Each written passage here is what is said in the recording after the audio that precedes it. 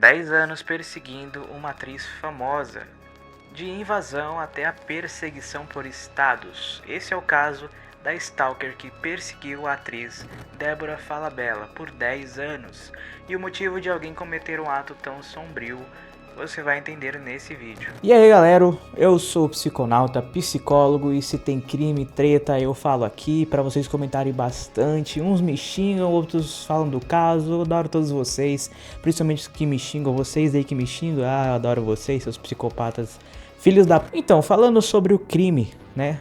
A atriz Débora Falabella, ela veio a público falando sobre esse caso que ela sofre há 10 anos com esse crime, né, que tem ganhado mais atenção nos últimos anos, inclusive aí a partir da série Beberrena, que é o crime de stalking, que significa perseguição em português. Uma mulher moradora de Recife, Pernambuco, ultrapassou todos os limites de uma fã enviando mensagens invasivas, presentes, e já chegou a ir à porta do condomínio da atriz em São Paulo. Essa mulher foi presa recentemente quando descumpriu uma medida protetiva. Então Débora resolveu falar sobre o caso, e agora eu também.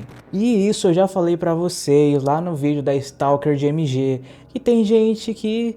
Ai, nossa, aquela menina me persegue, ela me ama, o fulano me persegue porque me ama. Ou aquela amiguinha, nossa, se eu desconfiar de alguém eu viro FBI, nossa, eu descubro coisas que o FBI não descobre.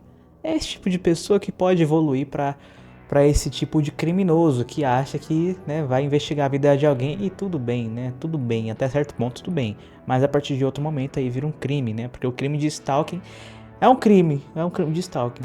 E começando com a investigação do caso, o descuido do ego do criminoso que tá lá fazendo o seu crime da forma que ele mais gosta, mas ele descuida intencionalmente ou não intencionalmente, e é pego, e aí a polícia investiu o caso, não é mesmo? Até 2015, essa atriz, Débora Falabella, viveu várias situações com essa mulher, e então ela decidiu denunciá-la, mas esse processo, quando ela denunciou, não foi pra frente. E esse caso piorou em julho de 2022, a stalker apareceu na porta do condomínio da Débora em São Paulo, né?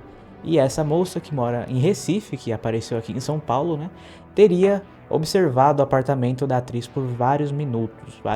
E essa situação motivou a apresentação por meio da defesa da atriz de uma representação criminal contra a suspeita pelo crime de perseguição, ou seja, ela foi na delegacia fazer o boletim de ocorrência e falar: polícia, faz alguma coisa. Isso significa a representação criminal. E no mesmo ano, em 2022, essa mulher, a stalker, descobriu o endereço de uma pousada na Bahia onde a Débora passava férias e tentou entrar em contato com a atriz sem sucesso, né? Por causa dessas situações, a Justiça de São Paulo concedeu a medida protetiva para a atriz, que proibia a mulher de manter qualquer contato por qualquer meio de comunicação. Não podia mandar mensagem, não podia estar perto e não podia mandar mensagem no Instagram nem nada. E aí em junho de 2023 o próprio Ministério Público ofereceu uma denúncia e a suspeita se tornou ré pela prática de perseguição. O Ministério Público falou: realmente esse caso aqui está preocupado, vou oferecer a denúncia aí.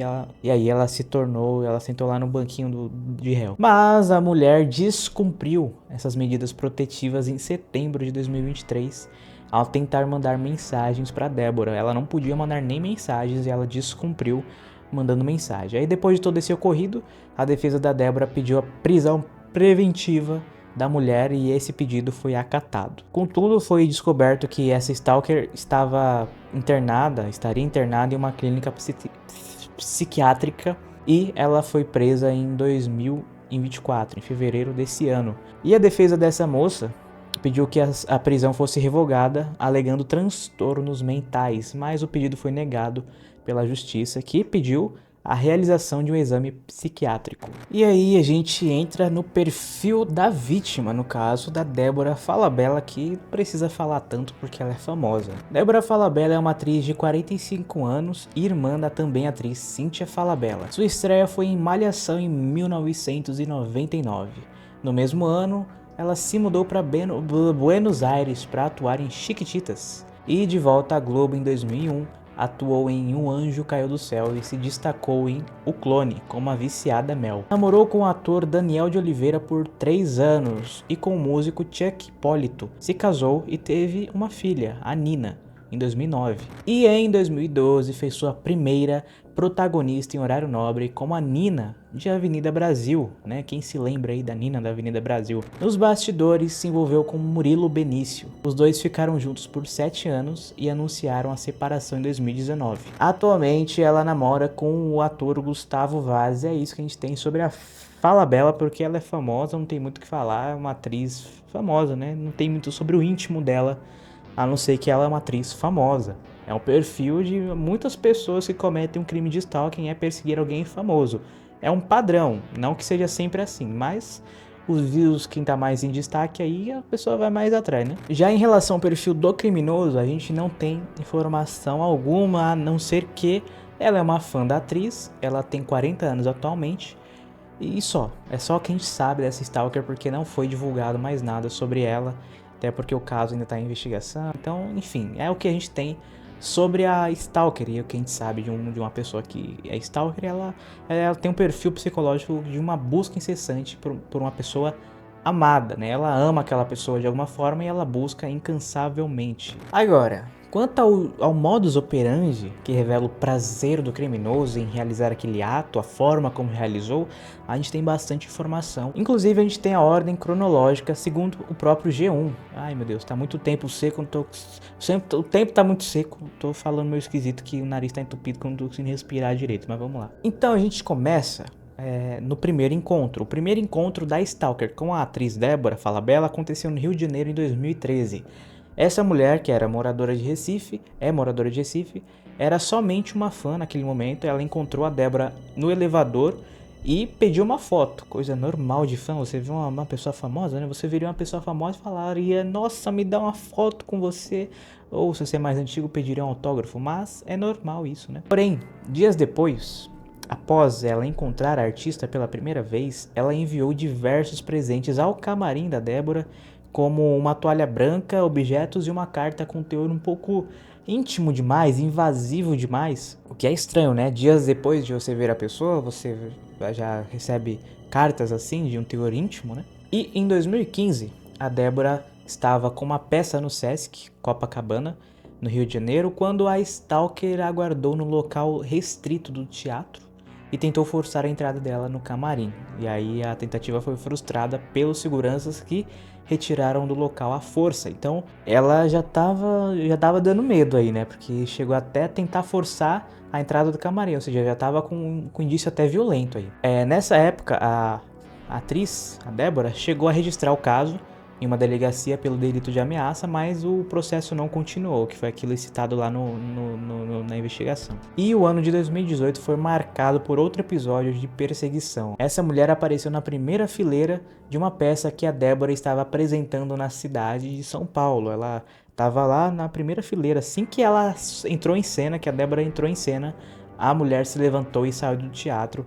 Porque não sabemos, né? Um comportamento deveras curioso. Em 2022, que aí a coisa ficou mais agitada, né? Essa mulher, a denunciada, criou um grupo no Instagram com a Débora e com a irmã da Débora e passou a enviar diversas mensagens muito esquisitas. Ela chegou a dizer até que transava com o artista e falou em uma loucura telepática, mas eu não vou ficar aqui só falando porque eu vou mostrar pra vocês os prints agora. Aqui o print tá na boa qualidade, mas eu leio pra vocês aqui. Ó, fãs Debbie, tá borrado aqui, não sei porquê, mas vamos lá. Olha só a mensagem. Ela me disse o endereço da casa dela do mesmo jeito que eu transo com ela. E não vem nem olhar na minha cara. Cíntia, o bicho vai pegar, eu nunca te incomodei, mas veja se você faz algo por mim, meu. Diga à sua irmã que ela bem sabe que eu não... Aí corta aqui, mas aqui tem outro print. Olha só o modus operandi dessa moça, mandando a mensagem. Às vezes apago você de mim e você me apaga de você. Mas outras épocas, você me parece tão firme e presente na minha vida, nas nossas vidas, o quanto gostaria de compactuar essa loucura telepática, se assim posso dizer. Você não mudou, eu sou amante do seu sucesso e vejo a vida como e eu compro o que a infância sonhou. É um pouco difícil de entender o que ele escreveu, né?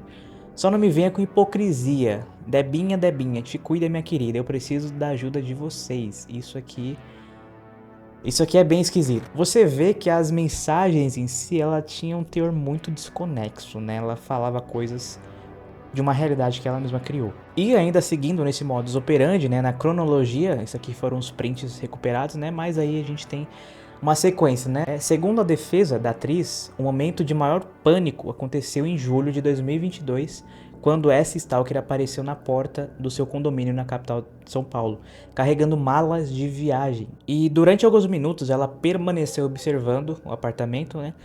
Até que ela se dirigiu à portaria e pediu para entrar, mas ela não foi recebida. No mesmo dia, nesse mesmo dia que ela tentou entrar, no início da noite, ela voltou para esse endereço e chegou a encontrar uma funcionária de Débora passeando com um cachorro. Momento esse que ela disse ter encontros telepáticos, falou pra essa funcionária, ter encontros telepáticos com a atriz e além de gritar o nome dela, né? E esse episódio, que foi de maior pânico, motivou a apresentação dessa representação criminal da Débora contra a suspeita desse crime de stalking. E, pra quem não sabe, o crime de stalking tem uma pena de 6 meses a 2 anos. E aí, em mais de uma tentativa de encontro, essa mulher descobriu o endereço de uma pousada na Bahia, em que Débora passava férias e novamente ela tentou contato com ela por intermédio da proprietária daquele estabelecimento, daquela pousada. Isso aconteceu em 2022, em dezembro. E aí, quando a Débora voltou para São Paulo, a atriz ainda descobriu que havia recebido uma encomenda enviada pela Stalker. Era um livro Romeu e Julieta, um romance em que os protagonistas da história morrem, né, acompanhado de uma mensagem escrita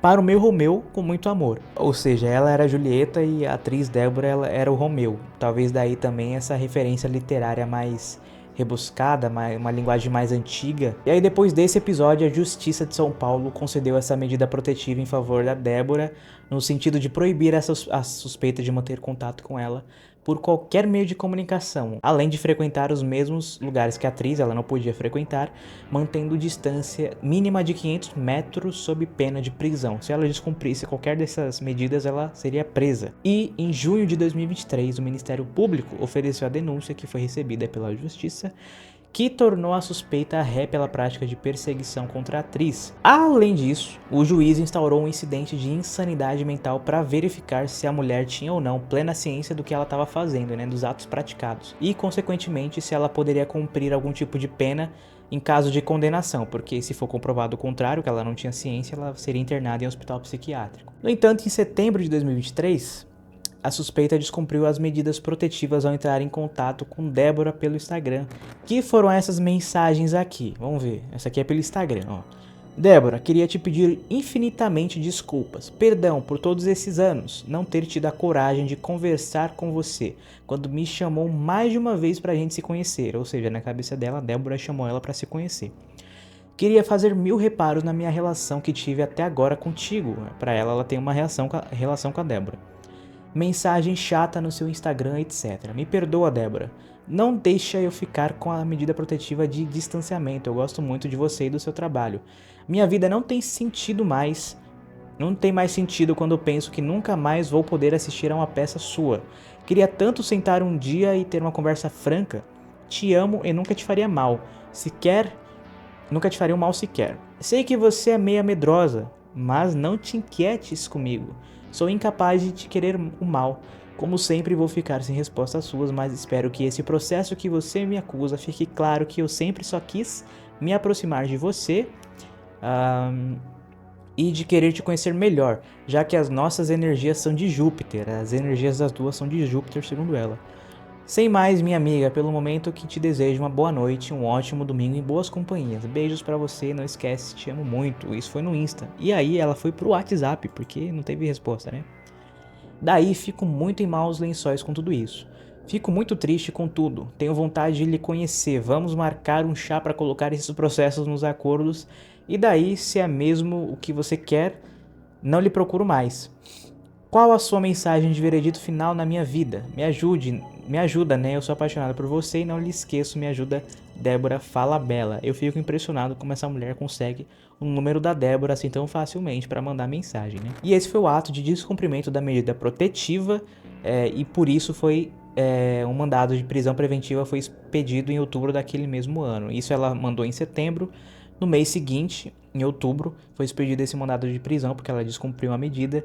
Em março de 2024, essa mulher ela foi presa pela Polícia Civil de Pernambuco por descumprir essa medida. Então, setembro ela descumpriu, outubro foi expedido o decreto de prisão preventiva, em março ela foi presa em Pernambuco. E a prisão ocorreu numa clínica psiquiátrica em Camaragibe, no Grande Recife, e a suspeita foi levada à colônia penal feminina do Recife, no bairro da Iputinga, na zona oeste da capital. Sabendo de tudo isso, dessa aparente loucura, né? Você que gosta aí de falar, nossa, a mulher é louca. De fato, tem um pezinho na loucura aí, sem julgamentos. Mas para deixar mais fácil de entender, a gente vai para a hipótese diagnóstica. A gente vai primeiro falar dos comportamentos observáveis, o que a gente consegue enxergar no comportamento dessa stalker. A gente vê inicialmente uma fã buscando por seu ídolo, inicialmente normal. É normal um fã buscar por seu ídolo. Muita gente viajou daqui de São Paulo pro Rio de Janeiro para ver a Taylor Swift, não que isso seja algo muito real, né, mas enfim. Porém, dias depois ela mandou aqueles itens, a carta, né, pro camarim, que mostrou aí já um desrespeito pelo outro e até mesmo uma impulsividade emocional. Talvez ela ficou tão eufórica em ver a Débora pessoalmente, e aí ela já começou a ter uma obsessão de não tirar ela da cabeça e mandou até uma carta com teor íntimo, né. E aí a gente vê a perseguição física, porque a obsessão em si é quando aquela ideia fica matutando na sua cabeça. Você não faz nada, mas aquela ideia fica matutando na sua cabeça e dá uma angústia. E aí quando você vai pro ato físico, o comportamento em si, a gente fala de compulsão, porque a gente vê um descontrole do comportamento. Aquelas ideias que estavam na sua cabecinha matutando, ela começa a refletir no comportamento, e aí a gente fala de compulsão a partir dessa perseguição física. E aí depois ela criou alguns grupos, né? Ela alegou até transar com a atriz, que a energia era de Júpiter, que ela tinha um relacionamento, que a Débora convidou ela várias vezes para conversar pessoalmente. A gente já vê aí um pensamento descolado da realidade, né? Um pensamento fantasioso que indica um descolamento da realidade. E essa coisa de que ela entregou o livro para o meu Romeu, como se a Débora fosse o Romeu dela, aí a gente vê a essência dessa perseguição ali, que é uma coisa mais emocional, romantizada. Talvez ela buscava algum tipo de romance com a Débora, o que indica que ela tem um emocional, além de impulsivo, fragilizado, porque ela busca por alguém de forma romântica. Isso que essa entrega do livro Romeu e Julieta indica. E descumprir a medida protetiva, que é outra coisa que a gente pode observar no comportamento dela, mostra um descaso com a lei e falta de remorso, porque ela, né, não se importou com a segurança dela, da Débora, do bem-estar da Débora, ama tanto, mas não tá nem aí porque ela continua fazendo o que bem queria, né? O que nos leva a pensar numa pessoa psicopata, obsessiva, compulsiva. É sempre bom lembrar, eu sempre vou falar isso, que a palavra psicopata vem do grego psique, que significa mente ou alma, e patos vem de doença ou sofrimento. Então, literalmente, psicopata significa aí doença da mente ou sofrimento da alma, e você mistura aí como quiser. Então, de forma geral, psicopatas hoje em dia, quando a gente fala fulano é psicopata, é porque representa um perigo para a sociedade. Então, é um senso comum, né?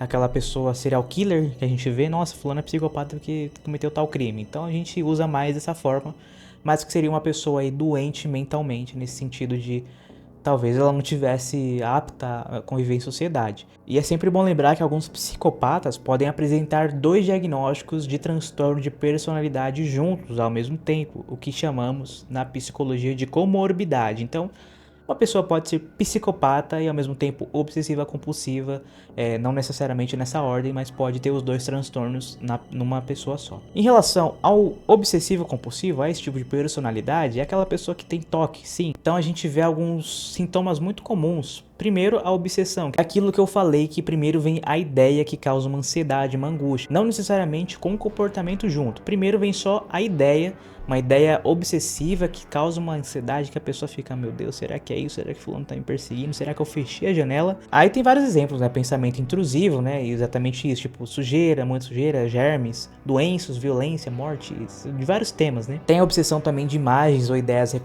recorrentes, tipo você tá num prédio e pensa, você tá no elevador e pensa, se esse elevador cair, né? Você não necessariamente está manifestando algum comportamento ali, só está pensando, mas esse pensamento causa angústia. Aí também tem medo de pensamentos mais supersticiosos que podem trazer má sorte, né? Aquela coisa, passei embaixo da escada, e aí você realmente fica angustiado porque você passou embaixo da escada. Aí tem aquela coisa mais também de preocupação excessiva com ordem, simetria, perfeição, né? Que você vê um quadro desalinhado assim, você fica angustiado, é ansiedade mesmo. Eu sei que você aí vai falar, eu tenho essa obsessão. Eu sei, muitas pessoas têm traços assim, mas não é algo que predomina, que atrapalha a sua vida. No obsessivo compulsivo atrapalha a vida. E essas obsessões em si são muito difíceis de se livrar, esses pensamentos indesejados, que seria aquele pensamento intrusivo, né? Essas são as obsessões, somente o pensamento, mas aí vem a compulsão junto, que aí vem obsessivo compulsivo. A compulsão em si é você se comportar a partir daquela ideia obsessiva, ou seja,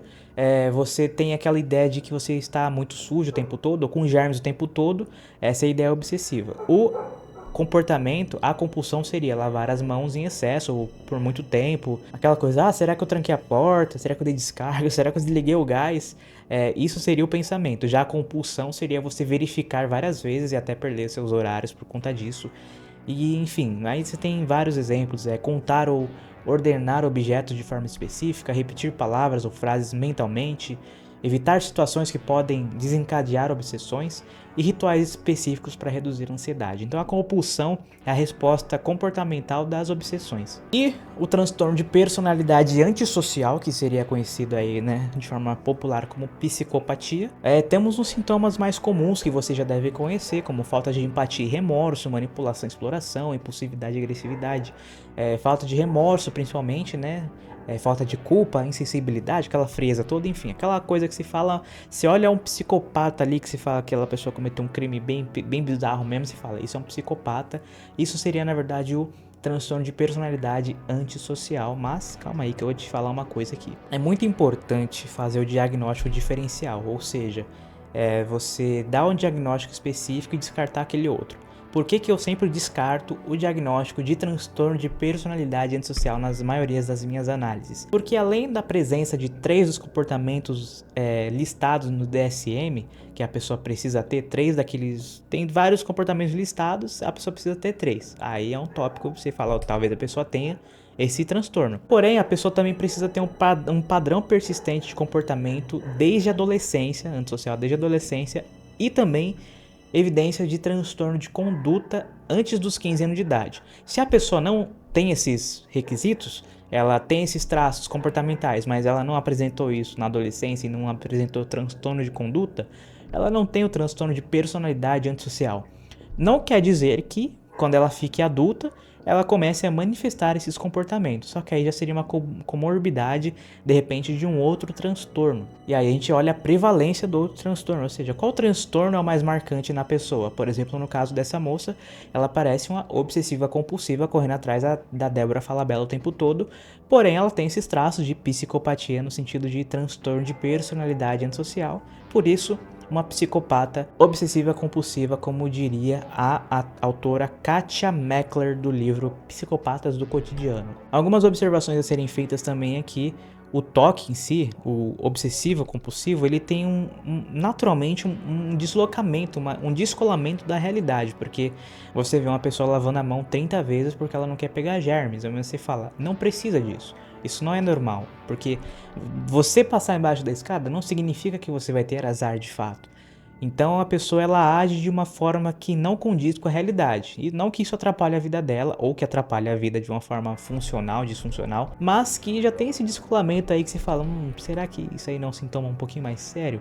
Que sim, em casos mais sérios, a gente vê até sintomas de esquizofrenia em pessoas com toque, porque a pessoa se descola da realidade, ela deixa a mão em carne viva porque ela quer lavar para retirar os germes, só que aí já ficou uma coisa muito extrema e prejudicial demais.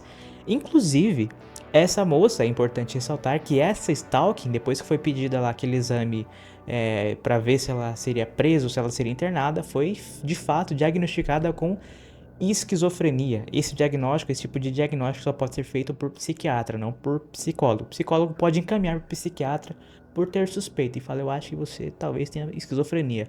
Aí você pede o laudo, encaminha a pessoa pro psiquiatra. O psiquiatra fala, você realmente tem esquizofrenia. Então a gente inicialmente viu uma psicopata obsessiva compulsiva, mas que depois se revelou ali em laudos psiquiátricos uma psicopata esquizofrênica, né? Uma esquizofrênica que oferece risco à sociedade e a outras pessoas, no caso aí ofereceu risco à atriz Débora Falabella. Dito tudo isso do diagnóstico, a gente vai para a motivação desse comportamento, porque esse comportamento não surge do nada. Então a gente sempre fala de um impulso inconsciente a partir da motivação, seja ele de desejo reprimido ou de uma agressividade reprimida, mas essa motivação aparece. Tem ali aquela questão mais consciente, né? Aquele que a gente bate o olho no caso e fala, é claro que é isso, né? É isso aqui que eu tô vendo, né? O que a gente tá vendo? A gente tá vendo que nesse caso a mulher tá perseguindo a atriz Débora Falabella, imaginando que tem um namoro entre as duas. Então tem um amor não correspondido, assim, nessa motivação consciente. E a gente pensa até no desenvolvimento dessa obsessão de namoro, de busca pela figura da Débora, né? Porque uma pessoa que busca por um amor não correspondido, ela pode desenvolver sentimentos intensos por alguém que não retribuiu esse afeto. Essa falta de reciprocidade pode levar a pessoa até essa frustração e a esse desejo obsessivo de conquistar a atenção e amor dessa outra pessoa. Então, de repente, ela esbarrou com a Débora naquele dia e ela teve um afeto tão grande, só que a Débora não retribuiu da forma que ela queria, de forma romântica. E aí se criou essa obsessão a partir daí. E aí vem esses comportamentos típicos, né, como enviam constantes mensagens, cartas, presentes, aparecer do nada, seguir por aí, enfim, essas tentativas incessantes de manter contato. Não só o amor não correspondido, a gente pode pensar também nessa fixação idealizada, ou seja, ela criou uma ideia da Débora que não corresponde à realidade, da relação dela com a Débora. Ela falou aí de relacionamento, enfim. A gente pensa também nessa criação de fantasias, né? Algumas pessoas nesse transtorno podem criar fantasias muito elaboradas sobre o relacionamento com a pessoa alvo. Elas acreditam de fato que elas têm uma conexão especial, como uma energia de Júpiter, né, ou um destino compartilhado, mesmo que essa percepção não seja baseada na realidade, que aí já entra no sintoma de esquizofrenia. E falando de esquizofrenia, a gente fala da negação da realidade. O esquizofrênico nada mais é uma pessoa que negou a realidade e criou sua própria. Então essa pessoa que tem essa fixação do stalker, geralmente essa pessoa ignora sinais claros de desinteresse ou de rejeição e continua mantendo contato, tentando manter contato, porque aquela realidade que está acontecendo, a realidade real mesmo, não importa. O que importa é a realidade aqui da cabeça da pessoa. E aí se criam várias ilusões de relacionamento, né? Como esse caso, né? Alguns delírios de relacionamento. Em alguns casos como esse, a pessoa pode ter esses delírios que tá com relacionamento com a pessoa alvo ali, mesmo que nunca tenha tido contato significativo, e esses delírios são frequentemente vistos em indivíduos com transtornos psicóticos, ou seja, é muito fácil uma obsessão por alguém virar uma coisa psicótica, porque a pessoa vai buscar tanto por aquela pessoa que pode começar a fantasiar com aquela pessoa, que pode de fato acreditar que tem um relacionamento com aquela pessoa, e aí você vê a obsessão aos poucos se transformando ou se revelando numa esquizofrenia de fato. E aí a perseguição se torna baseada em delírios, né? Como ela falou, eu ignorei quando você me chamou pra se conhecer pessoalmente, eu me arrependo disso, vamos fazer a manutenção desse relacionamento.